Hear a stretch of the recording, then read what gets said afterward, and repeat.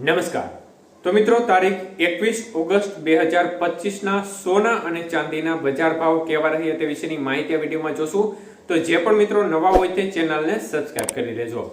તો ચાંદીના ભાવ જોઈએ તો 1 ગ્રામ ચાંદી 115 રૂપિયા, 8 ગ્રામ ચાંદી 920, 10 ગ્રામ ચાંદી 1150, 100 ગ્રામ ચાંદી 11,500 અને કિલો ચાંદી 1,15,000 રૂપિયા સુધીના ભાવ જોવા મળ્યા હતા. તો મિત્રો, ખાસ કરીને પ્રતિ 1 કિલો ચાંદીના ભાવમાં 1,000 રૂપિયાનો ઘટાડો જોવા મળ્યો હતો. જ્યારે વાત કરીએ આજના 22 કે સોનાના ભાવ વિશે, તો 1 ગ્રામ સોનાનો ભાવ આજે 9,185 રૂપિયા, જ્યારે 8 ગ્રામ સોનાનો ભાવ આજે 73,480 રૂપિયા, 10 ગ્રામ સોનું 91,850 અને 100 ગ્રામ સોનાનો ભાવ 9,18,500 રૂપિયા સુધી રહ્યો હતો.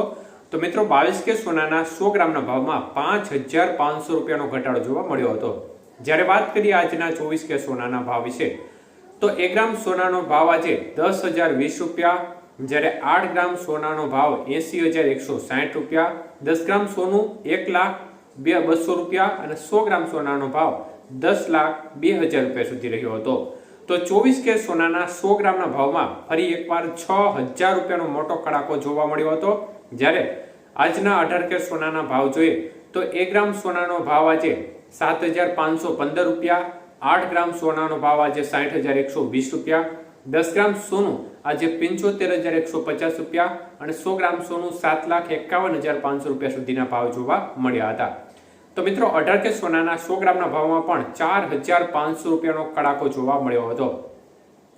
તો મિત્રો, બજારમાં છેલ્લા 2 દિવસથી જોરદાર કડાકો જોવા મળી રહ્યો છે. જ્યારે યુક્રેન અને અમેરિકા વચ્ચે બેઠક થઈ છે, બેઠકમાં મોટા નિર્ણયો લેવાય છે અને જેની સીધી અસર માર્કેટ ઉપર જોવા મળી રહી છે. ડોનાલ્ડ ટ્રમ્પના નિવેદનની અસર પણ જોવા મળી રહી છે.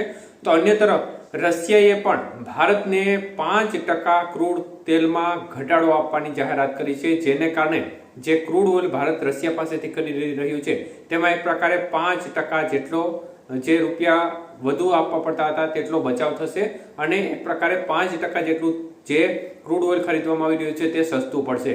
તો આ તમામ પરિબળોની અસર અને યુક્રેન રશિયા વચ્ચેના યુદ્ધ બંધ થવાના સમાચાર, મતલબ કે જે બેઠક મળી એમાં બંધ થવાની શક્યતાઓ વિશે વાત કરવામાં આવી હતી.